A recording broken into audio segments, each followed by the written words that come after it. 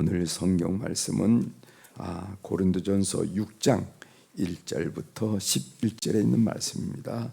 고린도전서 6장 1절부터 11절에 있는 말씀.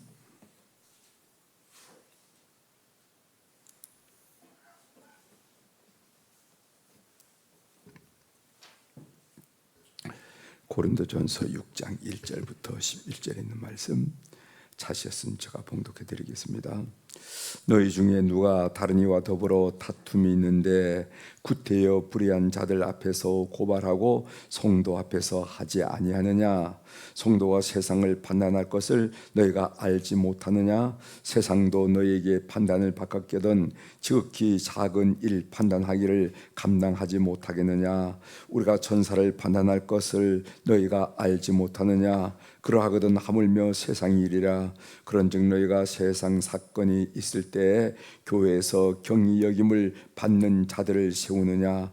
내가 너희를 부끄럽게 하려 하여 이 말을 하노니 너희 가운데 그 형제간의 일을 판단할 만한 지혜 있는 자가 이같이 하나도 없느냐? 형제가 형제와 더불어 고발할 뿐더러 믿지 아니한 자들 앞에서 하느냐?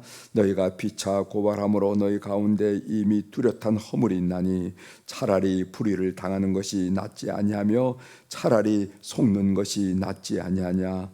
너희는 불의를 향하고 속이는구나. 그는 너희 형제로다. 불의한 자가 하나님의 나라를 유업으로 받지 못할 줄을 알지 못하느냐?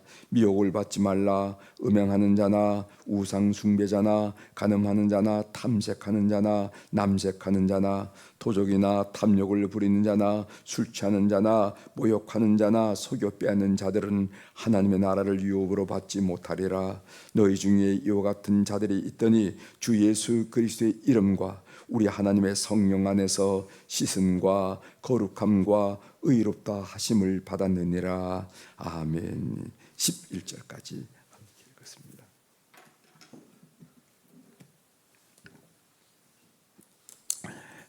오늘 우리가 읽은 고린도전서 6장 1절부터 11절에 있는 말씀을 중심으로 주제를 이렇게 좀 정해봤어요.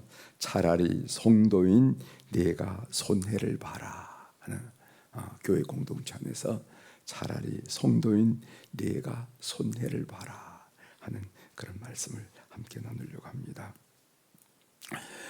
오늘날 이 교회 안에 두 가지 종말론의 흐름이 존재해요. 보면은 하나는 좀 과도한 종말론이라 할까, 너무 교회 공동체가 종말론에 집중하는 그런 교회들도 간혹 보인다 이 말이죠. 그런 경우가 있고, 반대로는 어떤 경우가 있냐면은 종말론의 부재라 이렇게 말할 수가 있는데, 저 종말론에 대해서 세상이 종말해?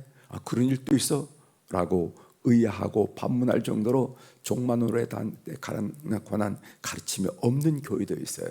그게 오늘 한국 교회를 비롯해서 교회의 그 흐름입니다. 하나는 너무 과도하고 또 한 군데는 한 흐름은 뭐냐면 너무 없고 이런 일이 현상이 나타나는 겁니다.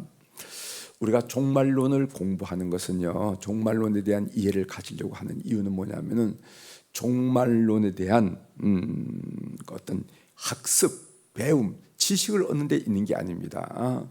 종말에 어떤 사건이 일어날 것이다, 현재 어떤 사건이 일어나지 않느냐, 과학적인 발전이 어떻게 되지 않느냐, 지식을 얻는 데 초점이 있는 것이 아니라 종말론의 가장 중요한 핵심이 뭐냐면 우리가 어떻게 깨어 있을까, 각성된 삶을 살 수 있을까. 이 세상에 그 거대한 흐름이 있는데 그 흐름에 저항하면서 하나님 나라 백성답게 성도답게 깨어 있을까, 이게 초점이에요. 초점. 그런데 전자에 있는 데가 많이 있죠. 무슨 사건이 일어났다, 어떤 지진이 일어났다, 전쟁이 일어났다, 기근이 일어났다, 그래서 어떻게 된다, 뭐 이런 얘기를 하려고 하는 그런 많은 분들이 있는데, 종말론의 핵심은 그게 아니고 바로 이 거대한 이 세속의 흐름 속에서 성도로서 어떻게 각성된 삶을 살 수 있을까, 깨어있으라 깨어있는 삶을 살 수 있을까, 여기에 초점이 있어요. 그럼 그 각성의 내용이 두 가지가 있는데 제가 볼 때는 하나는 뭐냐 하면은요, 하나는 거룩한 삶, 거룩한 삶. 또 다른 하나는 뭐냐 하면은 추수 때에 추수의 사명. 이것을 정말로 오늘 공부하면서 우리들이 각성의 내용으로 우리가 반드시 인지해야 된다는 것입니다. 거룩한 삶. 성경은 우리를 뭐라고 하냐면은 신부라고 얘기해. 신부. 신랑 되신 예수께서 강림하실 때 준비하고 준비하세, 이런 찬양을 하잖아요. 그래서 계시록 19장 7절에 보면은 어린 양의 혼인 기약이 이르렀고 그의 아내가 자신을 준비하였으므로. 그래서 우리는 신부로서, 그리스도의 신부로서 거룩한 삶을, 결혼한 사람들이 정말 깨끗하게 단장하게 결혼을 준비하는 것처럼 우리 성도들이 이 어려운 시대를 살아가면서 거룩함, 영성, 거룩, 성화, 이렇게 해서 깨끗하게 주님을 맞이할 준비하는 것이 첫 번째 과제이고, 두 번째는 뭐냐면은 추수의 사명입니다. 마태복음 9장 37절에 나오죠. 추수할 것은 많되 일할 일꾼이 부족하다 하는 것처럼 이 어려운 때 마지막 추수하는 이 추수의 사명이 우리들에게 있다 하는 것. 그래서 종말론을 통해서 우리가 배워야 될 것은 뭐냐면은 그것은 우리를 깨어있는 신부로 다시 한번 각성하고, 내가 왜 깨어있지 못하지? 거룩한 준비를 한 신부로서, 그 다음에 또 이 어려운 말세 때 마지막 추수 시기에 추수의 사명을 하나님께서 우리에게 분부하셨는데 이것을 감당해야 된다 하는 이 두 가지를 항상 염두에 두면서 이 시대를 거슬러 살아가는 성도들이 되시길 바랍니다. 두 가지 제가 말씀드렸습니다. 하나는 신부로서 거룩한 삶을 살자. 그런데 거룩한 삶을 살기가 참 힘든 세상이에요. 어제도 제가 새벽 기도에 좀 잠깐 말씀드렸지만 거룩한 삶을 살기에 너무도 힘든 세상입니다. 우리가 어떤 시대보다도 이럴 때 거룩한 삶을 살아야 된다. 이것이 신부의 마땅한 준비다. 두 번째는 뭔가 이 어려울 때 마지막 추수의 사명을 하죠. 추수의 사명. 익은 곡식을 거두러 가리 거두리로다 하는 말씀이죠. 이 사명을 우리들이 잘 감당해야 된다는 것을 기억해 주시길 바랍니다. 자, 본문을 보겠어요. 오늘 본문에 보면은 우리가 어제 고린도서 5장에서 배웠는데 5장에서는 바울 사도가 고린도 교회 음행 문제를 취급하고 있어요. 계속 음행 문제를 취급하는데, 그런데 오늘 본문에서는요, 성도들의 고소 문제를 바울 사도께서 다루고 있습니다. 그러니까 우리 고린도 전서 후서란 말이 무슨 말씀인가? 이것은 그 고린도 교회에서 일어난, 교회 안에서 공동체 안에서 일어난 일들, 성도로서 바람직하지 못한 일들 바울 사도가 듣고 성도가 이렇게 살아야 되지 않겠는가 하고 가르침의 편지를 준 것이 고린도 전서 후서거든요. 그러니까 고린도 전서 후서는 항상 고린도 쭉 보면 거기에 그 고린도 교회에 발생하고 문제가 됐던 이런 일들을 꼭 거론하게 됩니다. 오늘은 무슨 얘기냐면은 성도들 간의 고소 문제. 이 성도들이 이런저런 일로 자꾸만 세상 법정에 가가지고 제소를 하더라는 거예요. 이 문제를 지금 취급하고 있음을 보게 됩니다. 바울 사도는 성도가 세상 법정에 송사하지 말 것을 고민하면서 본문을 기술하고 있는데 한번 살펴보도록 하겠습니다. 1절, 너희 중에 누가 다른 이와 더불어 다툼이 있는데 구태여 불의한 자들 앞에서 고발하고 성도 앞에서 하지 아니하느냐. 여기에 불의한 자들 앞에서, 이것은 세상 법정을 말한다. 세상 법정. 세상 법정에서 나가서 자꾸만 제소를 하고 공소를 하더라는 겁니다. 이것은 옛날만 있을까요? 오늘은 없을까요? 네, 오늘날도 적지 않게 많습니다. 무슨 그 재산 문제, 교회가 이런저런 문제를 가지고 세상 법정으로 나가. 그래서 어느 재판 판사가 판결문에 이런 내용을 적었다 한 얘기도 있어요. 이런 교회법으로 해결하시오. 아마 그분은 그리스도인인가 봐요. 그리스도인 판사가 있을 수 있잖아요. 그 판사가 너무도 참 세상 사람들도 눈살을 지푸를 일 가지고 세상 법정에 와가지고 그저 악의 다툼을 하는 것을 보고 이런 일은 제발 교회 법대로 좀 해달라고 하면서 아마 그분이 교회법 이야기를 하는 거 보니까 아마 크리스천인가 봐요. 크리스천이 이거 해가지고 하나님 영광 가리지 말고 크리스천 판사로서 다른 판사들한테 창피스러울 좀 그런 거 하지 말고 교회법으로 처리 좀 해달라 하는 그런 호소를 했다 한 얘기를 들은 적이 있습니다. 그러면은 성도 사이에 일어난 분쟁을 세상 법정에 송사해서는 안 되는 이유가 뭐냐? 오늘 바울 사도가 두 가지를 지적하잖아요. 그 첫 번째가 뭐냐? 성도가 세상을 심판할 차이기 때문에 그렇다는 겁니다. 그 말씀이 2절에 나옵니다. 성도가 세상을 판단할 것을 너희가 알지 못하느냐? 세상도 너희에게 판단을 받거든 지극히 작은 일 판단하기를 감당하지 못하겠느냐? 이렇게 얘기했어요. 성도가 장차 세상을 심판할 것인데 그 말씀이 계시록에 나오죠. 계시록 20장 4절에 보면 이런 말씀이 있습니다. 한번 들어보십시오. 또 내가 보좌들을 보니 거기에 앉은 자들이 있어 심판하는 권세를 받았더라 하면서 그날에 우리가 주님과 더불어 그 보좌에 앉아서 세상을 심판하고 또 누구를 심판? 천사들까지 심판한다는 거예요. 당신들이 도대체 누구냐? 주님 보좌와 함께 앉아서 세상 사람들만 심판할 것이 아니라 천사들도 심판할 사람들인데 당신들의 송사를 가지고 불의한 사람, 믿지 않은 사람에게 더 가져나갔다. 이게 말이 되느냐 한 이야기죠. 그 이야기를 지금 하고 있습니다. 성도가 세상으로부터 심판받는다는 것은 참으로 부끄러운 일이다 한 얘기를 바울 사도가 먼저 하고 있습니다. 그게 첫 번째고, 두 번째로 성도가 세상을 심판할 자이기 때문에 첫 번째고, 두 번째로는 왜 세상 법정에 소송을 해서는 안 되는가? 두 번째 얘기가 이겁니다. 교회 공동체 형제 간의 일을 판단할 만한 지혜자가 없다는 사실을 부끄러워해야 하기 때문에 그렇다는 겁니다. 아니, 교회 공동체 안에 그런 어른도 없나 이 말이지.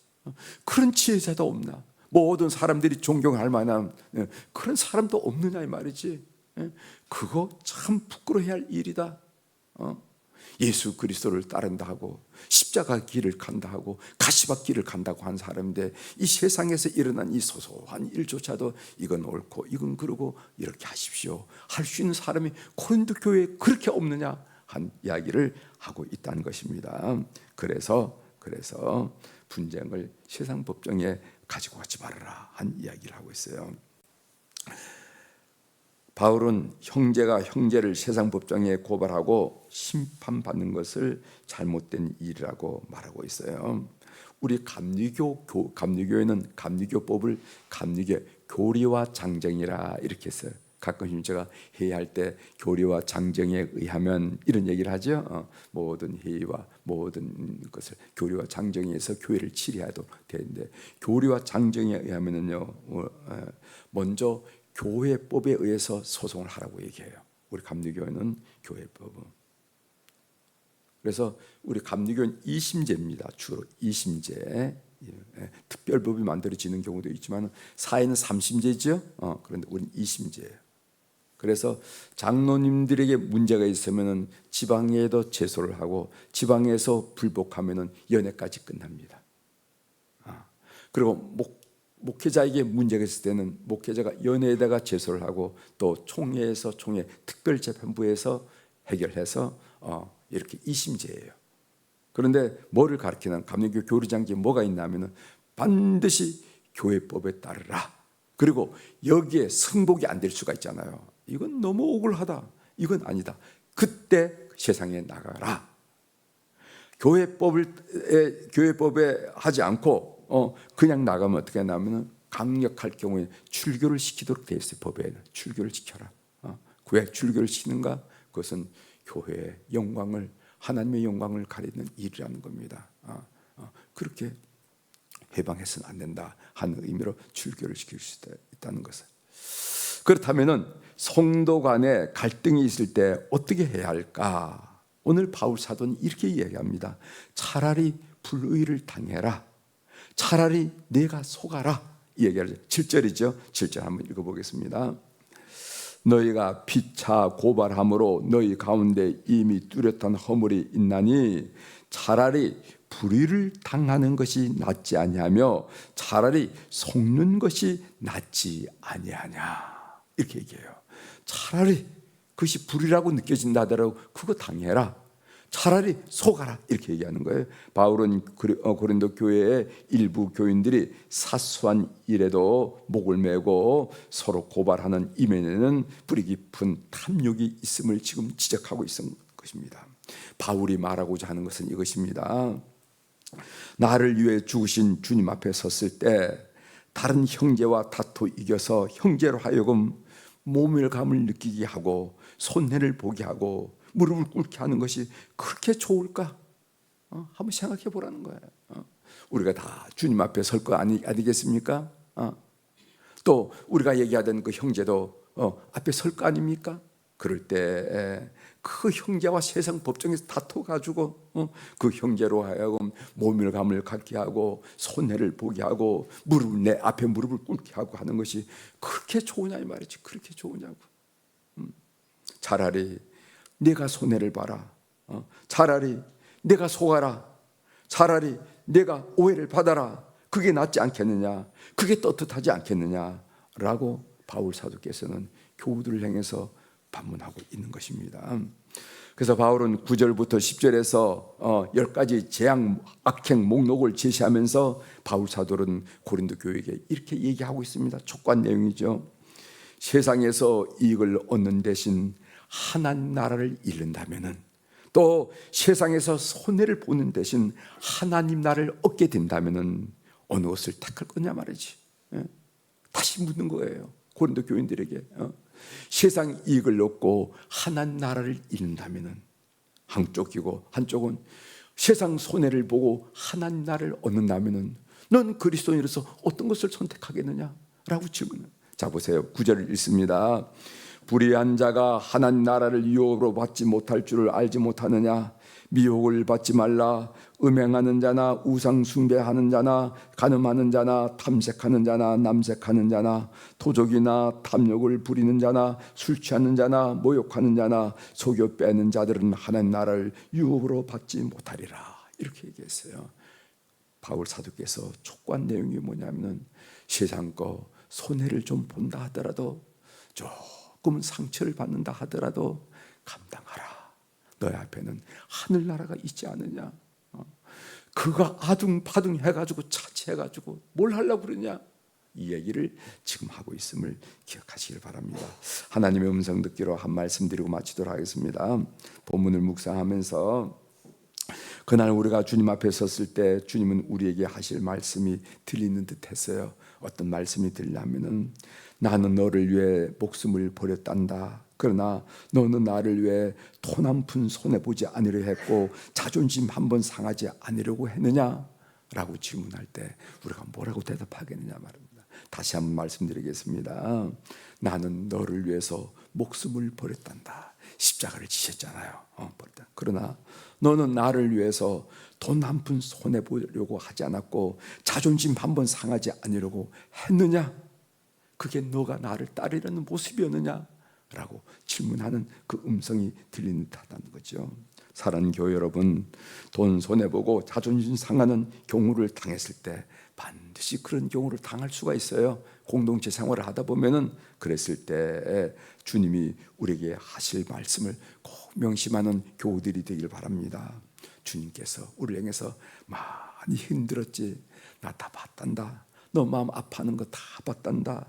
차라리 내가 손해보기를 잘했어. 차라리 내가 속임을 당하기를 잘했어. 차라리 내가 오해를 받기를 잘했어. 내가 오해받고 너가 손해받기 때문에 그 문제가 잠잠해지고 내가 사람들 앞에서 모욕을 당하지 않고 영광을 가리지 않게 되었단다 하는 이야기를 듣는 우리 교우들이 다 되기를 주의 이름으로 부탁을 드립니다. 차라리 손해를 보십시오. 이것이 바울 사도의 가르침이라는 거. 꼭 그날 우리 주님 앞에서 하실 말씀을 들을 말씀을 상상하시고 또 묵상하시면서 그렇게 사는 성숙한 교우들이 되기를 주의 이름으로 부탁을 드립니다. 기도하시겠습니다. 하나님 아버지, 오늘날 또 가끔 기독 신문을 보거나 또 뉴스를 보면은 어느 교회가 세상 법정에 나가서 뭐를 했다 하는 이야기를 들으면서 모멸감을 느끼면서 또 우리가 부끄러워지는 것을 많이 느끼는데, 예전에 고린도 교회에도 그런 일이 일어났음을 바울 사도는 설명을 하면서 차라리 손해를 보고 차라리 수출을 당하고 차라리 모욕을 당하는 것이 낫지 않겠는가? 주님께서는 우리를 위해서 십자가를 지셔서 목숨을 버리고 생명을 버렸는데 세상 살면서 그 손해 하나 감당 못하고 나를 따른다고 말하겠느냐 하는 그런 음성을 우리가 함께 들으면서 나눌 수 있도록 도와주시니 감사합니다.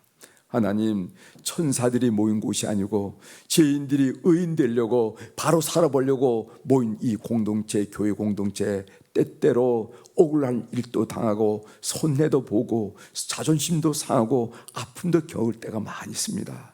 그런 거 다 해소하려고 하지 않고 십자가를 바라보면서 그날 참 잘했다, 내가 다 봤단다 하는 그런 주님의 따뜻한 음성을 기대하는 교우들이 다 될 수 있도록 은혜를 베풀어 주옵소서. 내가 손해를 봄으로 하나님께 영광이 올려지고 내가 상처를 받음으로 하나님께 기쁨이 올려지는 그런 거룩한 차원 높은 성도의 삶을 살아가는 우리 교우들이 다 될 수 있도록 은총을 베풀어 주옵소서.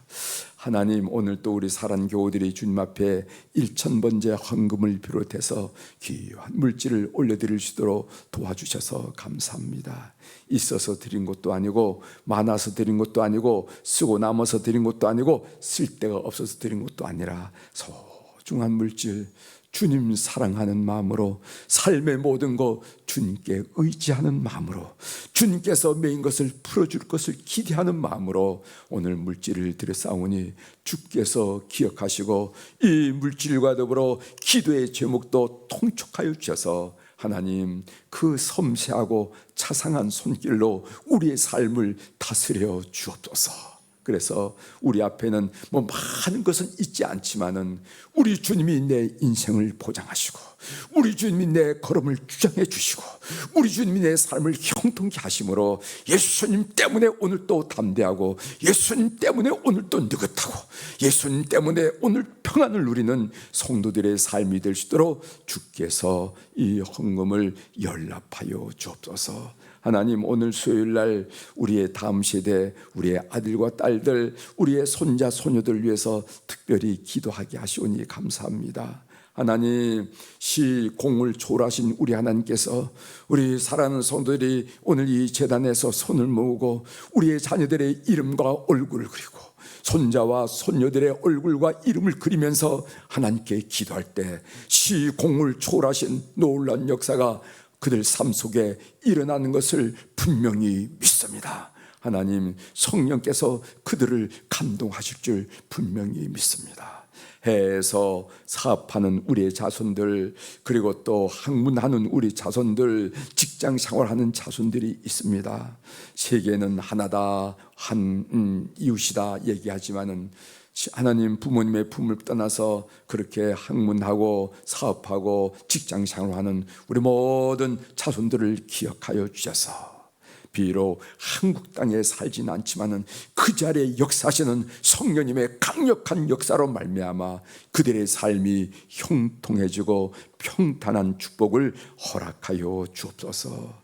하나님, 우리 자손 가운데 나라의 부름받고 국방의 의무를 감당하며 군대에 나가 있는 자손들이 많이 있습니다. 하나님, 우리의 자손들은 하나님 절대로 2년 동안 허송세월을 했다, 시간을 허비했다 라고 상한 사람이 하나도 없게 도와주시고 거기서 물설고 낯설은 곳에서 좋은 지휘관 만나고 좋은 동료들 만남으로 말미암아 믿음을 다시 생각하고 부모님을 다시 생각하고 형제 자매를 생각하고 내가 어떻게 되어 살아야 할 것인 직업을 생각하고 앞으로 삶의 방향을 생각하는 그런 귀한 축복의 기회가 될 수 있도록 은혜를 허락하여 주옵소서. 모세에게 광야가 있듯이 다윗에게 광야가 있듯이 이스라엘에게 광야가 있듯이 그들 인생에 참으로 소중한 광야가 되어서 하나님의 음성을 듣고 그들의 삶을 가늠하는 그런 귀한 축복의 기회가 되도록 역사하여 주시옵소서. 하나님, 화양유가 많고 총기류가 많은 현장이지만은 우리 주님께서 방패가 되시고 불담이 되심으로 말미암아 그들의 영혼과 그들의 심령과 그들의 육체에 다침이 없고 강건해지도록 오늘 또 저들을 생명싸개로 보호하여 주시옵소서. 하나님, 우리 사랑하는 자녀들 가운데 공부하는 자녀들이 있습니다. 유치부, 유치원, 그 다음에 어린이집, 초등학교, 중학교, 고등학교, 대학교, 특별히 대학 진학을 앞둔 우리 모든 자손들을 기억하여 주시고 그들의 학교 생활이 즐거운 생활이 될 수 있도록 은총을 베풀어 주옵소서.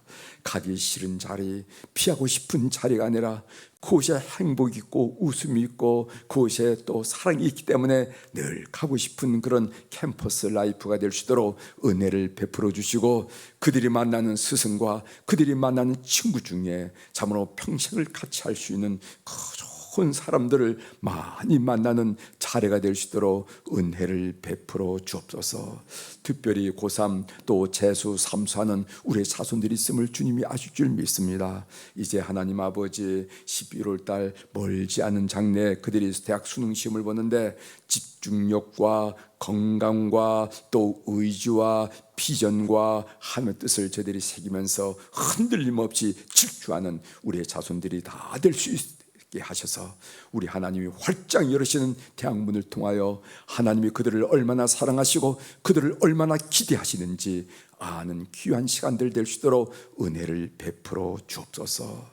하나님, 우리 자신들 가운데 사업하는 현장에서 직장 생활하는 자손들이 있습니다. 많이 어렵다고 얘기하고 있습니다. 하나님, 그럼에도 불구하고 탁월한 아이디어와 탁월한 비전과 탁월한 신념과 열정을 허락하여 주셔서 장소마다 분연히 일마다 때마다 하나님의 역사하심으로 분연히 일어나는 자손들이 다 될 수 있도록 은총을 베풀어 주옵소서. 잘 될 때 잘하는 것은 잘하는 것이 아니지만은 힘들 때 잘하는 것은 진짜 잘하는 것이다 하는 것을 꼭 믿고 하나님 백성답게 뚜렷하게 일어서는 역사가 있게 도와 주시옵소서. 우리 자손 가운데 하나님 몸이 불편하여 수술을 준비하고 또 몸이 불편하여 통원 치료하는 우리 자손들도 있음을 주께서 아신 줄 믿습니다. 하나님, 하나님의 거룩한 은사로 안수하시고 안찰해 주심으로 그들의 영혼과 심령과 육체가 회복된 일들이 속히 일어날 수 있도록 급속하도록 은총을 베풀어 주시옵소서. 하나님, 우리의 다음 세대를 기억하여 주시고 우리가 하나님을 의지하고 찬양하고 믿음으로 말미암아 얼마나 놀라운 축복을 누렸습니까? 그 축복이 우리의 아들 딸에게도 우리의 손자 손녀에게도 이어질 수 있도록 은혜를 베풀어 주옵소서. 이 세상 물결에 휩쓸리고 이렇게 좌절하고 저렇게 절망한 자들이 아니라 하나님이 주시는 그런 성경적 가치관을 가지고 성경적 세계관을 가지고 반듯하게 시험받아서 세상에 선한 영향력을 행사하는 자손들이 다 될 수 있도록 다음 세대가 될 수 있도록 우리 주님 축복하여 주시옵소서.